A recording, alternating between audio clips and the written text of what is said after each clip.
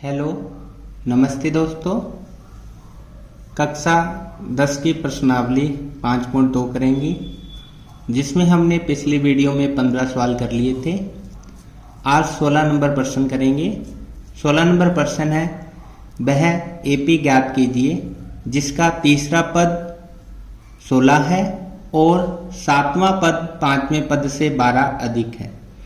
एक तो हमें तीसरा पद दिया हुआ है और एक कहा है कि सातवां पद पांचवें पद से 12 अधिक है, मतलब सातवें से पांचवां पद घटाएंगे तो 12 आएगा। ओके, तो हम करते हैं ये सवाल। तो सबसे पहले हमें तीसरा पद दिया हुआ है a3 बराबर 16, तो इसके लिए हम लिखेंगे a प्लस 2d बराबर 16, समीकरण 1 बन जाएगी। दूसरा हमें दिया है कि जो सातवां पद है वो पांचवें पद से 12 अधिक है, मतलब सातवें पद में से पांचवां पद घटाएंगे तो 12 आएगा। सातवें पद के लिए समीकरण बनेगी a प्लस 6d माइनस 5 के लिए बनेगी a प्लस 4d बराबर 12। इनको ब्रैकेट में रखना है क्योंकि माइनस करना है। तो अब a plus 6d minus a, minus plus minus हो जाएगा 4d बराबर 12। एक ए प्लस का है और एक माइनस का कैंसिल हो जाएगा। 6 में से 4 घटाएंगे तो कितना बचेगा, 2d बराबर 12। तो अकेला d बराबर 12, 2 कहाँ आ जाएगा, भाग में कैंसिल हो जाएगा, तो d का मान कितना आएगा, 6। तो d बराबर आ जाएगा 6। हमें एपी ज्ञात करनी है, इसके लिए हमें डी का और ए का दोनों का मान पता होना चाहिए। हम क्या करेंगे, डी का मान समीकरण 1 में लिखेंगे। समीकरण 1 में डी का मान रखने पर समीकरण 1 है हमारे पास a प्लस 2, डी का मान 6 बराबर 16। तो a प्लस 6 को 2 से गुना किया 12 बराबर 16। अकेला a बराबर 16, 12 इधर आएगा तो माइनस में, तो a की वैल्यू कितनी आ जाएगी, 4। ओके, अब हमें क्या ज्ञात करना था, AP ज्ञात करनी थी। तो AP के लिए जो पहला पद हो जाएगा a मतलब 4, ठीक है। दूसरे पद के लिए a प्लस d, तीसरे पद के लिए a प्लस 2d। इस प्रकार हम लगाएंगे डैश डैश डैश। तो पहला पद हमें दिया हुआ है 4, दूसरा पद a की वैल्यू 4, d की वैल्यू 6, तो कितना आ जाएगा, 10। इसी प्रकार तीसरा हमें दिया हुआ है 16, ठीक है, या हम लिख भी सकते हैं a का मान 4, 2, d का मान 6, तो 6 को 2 से गुना किया 12 और 12 में 4 जोड़ा 16। तो इस प्रकार एपी बन जाएगी। ओके, अब प्रश्न नंबर हम करते हैं 17। 17 नंबर प्रश्न है, एपी दी हुई है हमें 3, 8, 13 डैश डैश 253 में अंतिम पद से 20वां पद। हमें ज्ञात करना है अंतिम पद से, यानी लास्ट से 20 नंबर पद ज्ञात करना है। तो प्रश्न में हमें क्या क्या दिया हुआ है, एक तो हमें a का मान दिया हुआ है कितना, 3। हम d का मान ज्ञात कर लेंगे दूसरे पद में से पहला पद घटाकर। दूसरा पद है 8 और पहला पद 3, घटाएंगे तो कितना आएगा, 5। हमें n की वैल्यू दे रखी है 20 और हमें अंतिम पद भी दिया हुआ है, मतलब an कितना दिया हुआ है, 253। हमें अंतिम पद से ज्ञात करना है 20वां पद। तो हम सूत्र लगाएंगे an बराबर a plus n minus 1 d। हम ये सूत्र लगाते थे, ठीक है, जब प्रथम पद हमें ज्ञात करने थे। अब हमें कौन सा पद ज्ञात करना है? अंतिम पद। अंतिम पद से n ज्ञात करना है, ठीक है। तो अब हम क्या करेंगे, an का an लगाते हैं, a की जगह हम वैल्यू लिख लेंगे l मतलब लास्ट पद, तो an को हम l भी बोल सकते हैं। फिर यहां प्लस की जगह लगाएंगे माइनस, बाकी आप वही रहने देना n-1 और d, ठीक है। तो हम ये वाला फॉर्मूला लगाएंगे, हम अंतिम पद से ये वाला फॉर्मूला लगाएंगे। ये मैंने इसलिए लिखा ताकि आपको याद करवा सकूं। तो an का an, a की जगह हम l लिखेंगे क्योंकि अब पद लास्ट से स्टार्ट होगा, प्लस की जगह माइनस कर देना है आपको, और n-1 d। अब वैल्यू रखते हैं, l की वैल्यू मतलब लास्ट पद हमें दिया हुआ है 253, माइनस n का मान है 20, -1 और d का मान है 5। ओके, तो 253 का 253 माइनस 20 में से 1 घटाया 19 और ये गुना में 5, तो 253 माइनस 19 को 5 से गुना करेंगे, 9-5 45, 4 हासिल, 5 एकम 5 और 4 95, ठीक है। तो 253 में से 95 घटाएंगे, 13 में से 5 घटाएंगे तो 8 बचेगा, हासिल लेगा ये 14 हो जाएगा, और 14 में से 9 घटाएंगे तो कितना बचेगा 5, और यहां रह जाएगा 1। तो an मतलब 20वां जो पद आएगा अंतिम से वो कितना आ जाएगा 158। तो आपको लिखना है, अतः अंतिम से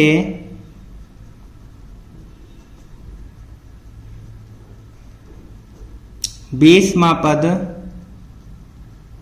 158 होगा, ठीक है। प्रश्न नंबर 18 करते हैं। प्रश्न नंबर 18 है, किसी एपी के चौथे और 8वें पदों का योग दिया हुआ है हमें 24 तथा 6ठे और 10वें पदों का योग 44 है। तो इस एपी के लिए प्रथम 3 पद ज्ञात करने हैं। तो जो हमें दिया है उसको लिख लेते हैं। एक तो हमें दिया है चौथा पद मतलब A4, 18 नंबर प्रश्न है। ये कहता है चौथे पद और 8वें पद का योग, मतलब जो 4 नंबर पद है और जो 8 नंबर पद है उनको जोड़ते हैं तो कितना उत्तर आता है 24। तो इसके लिए समीकरण बनाते हैं। A4 के लिए समीकरण बन जाएगी A प्लस 3D, 8 के लिए क्या बनेगी A प्लस 7D बराबर 24। A कितने हो जाएंगे यहां पर 2A, 3D है और 7D है तो कुल कितने हो जाएंगे 10D बराबर 24। इसको समीकरण हम 1 मानेंगे, या इसको हम और भी छोटी कर सकते हैं। कैसे? 2 के पाड़े से ये तीनों कट जाती हैं तो 2 के पाड़े से हम इनको काट देंगे, ठीक है। या आप इसी प्रकार इसको लिख सकते हैं। तो मैं इसी को लिख लेता हूं समीकरण नंबर 1। उसके बाद हमें छठा पद और 10वें पद का योग दे रखा था 44। एक तो हमें दिया था छठे पद का और एक 10वें पद का योग दिया हुआ है 44। तो हम समीकरण बनाते हैं। A6 के लिए क्या समीकरण बनेगी A प्लस 5D, और A10 के लिए क्या बनेगा A प्लस 9D बराबर 44। A और A कुल A कितने हो जाएंगे 2A प्लस ये 5 और 9 कुल कितने हो जाएंगे 14D बराबर 44। इससे समीकरण 2 मानेंगे। अब हम समीकरण 2 में से 1 को घटा देंगे। तो समीकरण 2 में से समीकरण 1 को घटाने पर, ओके, समीकरण 2 है हमारे पास 2A प्लस 14D बराबर 44, और समीकरण 1 है हमारे पास 2A प्लस 10D बराबर 24। जब घटाएंगे तो निशान चेंज हो जाएंगे, ये माइनस का, ये भी माइनस का, ये भी माइनस का, तो एक प्लस का है एक माइनस का, तो ये तो कट जाएगा। 14 में से जब 10 घटाएंगे तो बचेगा 4D। 44 में से 24 घटाना है, 4 में से 4 घटाया 0, और 4 में से 2 घटाएंगे तो बचेगा 2, मतलब 20। अकेला D बराबर 20। 4 कहाँ आ जाएगा भाग में, तो D की वैल्यू कितनी आ जाएगी 5। अब D का मान समीकरण 1 में लिखते हैं। तो 2 का 2, A प्लस 10, D का मान आया था 5 बराबर 24। तो 10 को 5 से गुना किया 50 आ जाएगा, बराबर 24। 50 को इधर भेज देते हैं तो माइनस का हो जाएगा। जब 50 में से 24 घटाएंगे तो कितना आएगा, माइनस का 26 आ जाएगा। यहां बचेगा हमारे पास 2A। तो अकेला A बराबर 2 कहाँ आ जाएगा बटे में, तो 2 से 26 कट जाएगा, 2 एकम 2 और 2 3 6, 13। तो A की वैल्यू आ जाएगी 13। A की वैल्यू 13 आ गई, किसके, माइनस के 13। ओके। अब D का मान हमारे पास 5 है, हमें AP के प्रथम 3 पद ज्ञात करने थे। तो पहला पद AP का क्या आ जाएगा, A, दूसरा A प्लस D, और तीसरा A प्लस 2D। ये समीकरण होती है समांतर श्रेणी के। पहला पद हमारे पास माइनस का 13, दूसरा पद ज्ञात करेंगे तो A का मान -13 और D का मान 5, घटाएंगे तो कितना बचेगा, माइनस का 8। ओके, पहला पद माइनस का 13। इसी प्रकार तीसरा पद ज्ञात करेंगे, A का मान माइनस का 13 प्लस 2, D का मान 5। तो 5 को 2 से गुना किया 10, 10 में से 13 घटाएंगे तो बचेगा माइनस का 3। तो ये 3 पद AP के हो जाएंगे। इस प्रकार हमें ये सवाल करना था। अब सवाल नंबर करते हैं हम 19।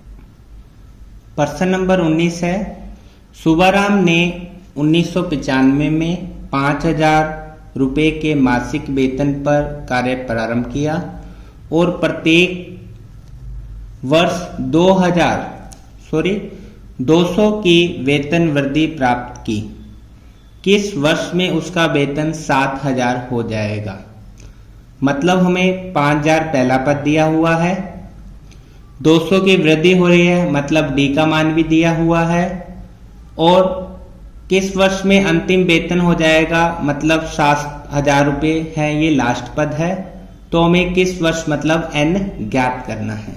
ओके, तो इसे हम AP बनाएंगे सबसे पहले। तो हमारे पास AP क्या बन जाएगी,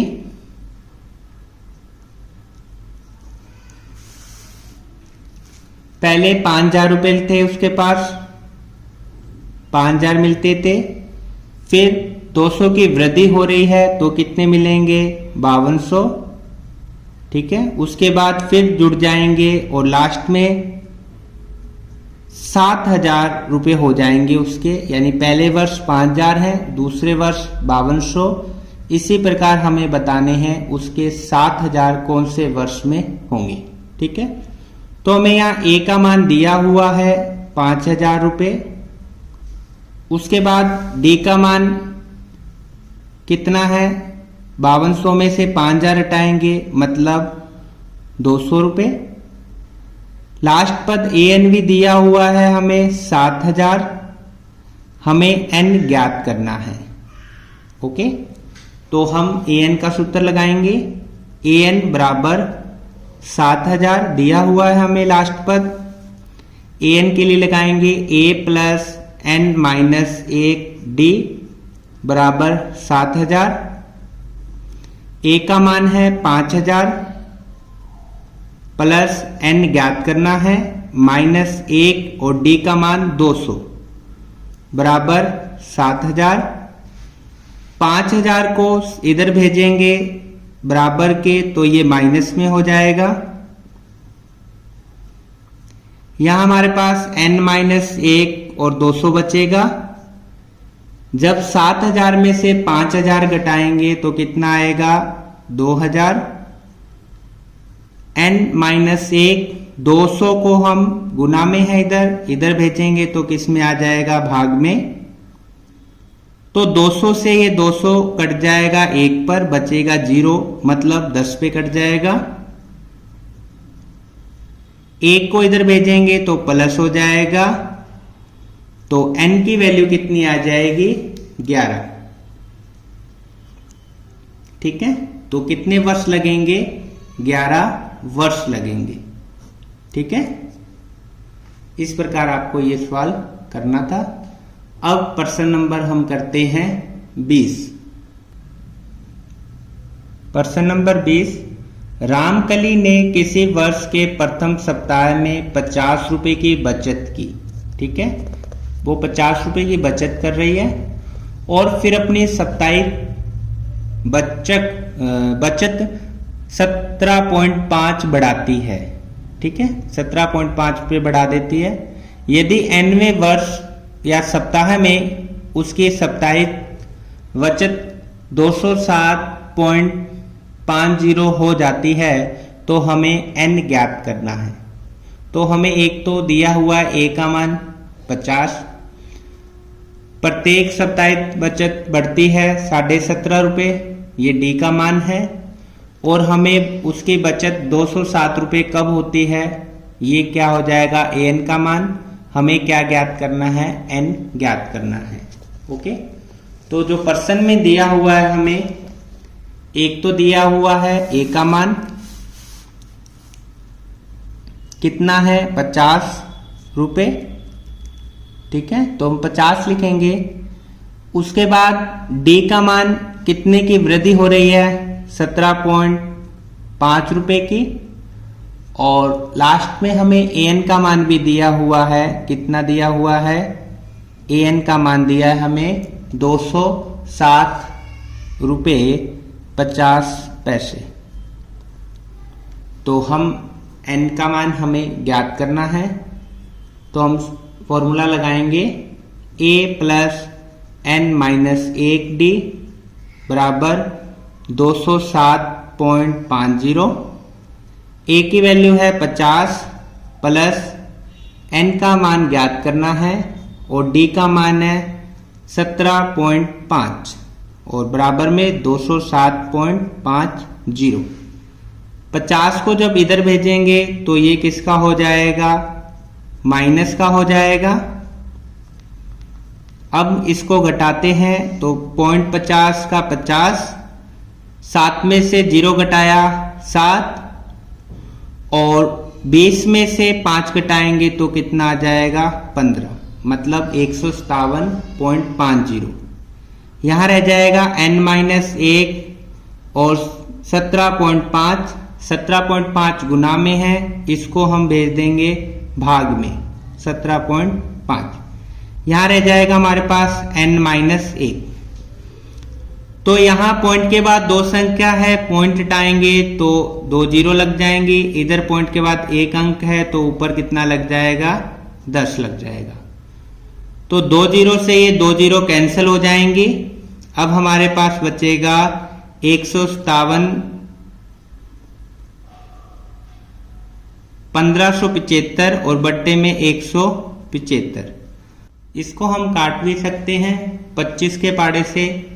25 7 175 होते हैं और फिर 25 6 150, 7 बचेगा और 25 3 75, मतलब 63/7 और 7 के पाड़े में 63 कितने पर आएगा? 9 पर। तो यहाँ n-1 अकेला n बराबर 9 आया था, 1 इधर भेजेंगे तो प्लस का हो जाएगा, तो n की वैल्यू कितनी आ जाएगी? 10। ठीक है, n की वैल्यू कितनी आ जाएगी? 10। तो ये प्रश्नावली 5.2 कंप्लीट हो गई। यदि आपको वीडियो पसंद आए तो लाइक शेयर सब्सक्राइब जरूर करें। धन्यवाद।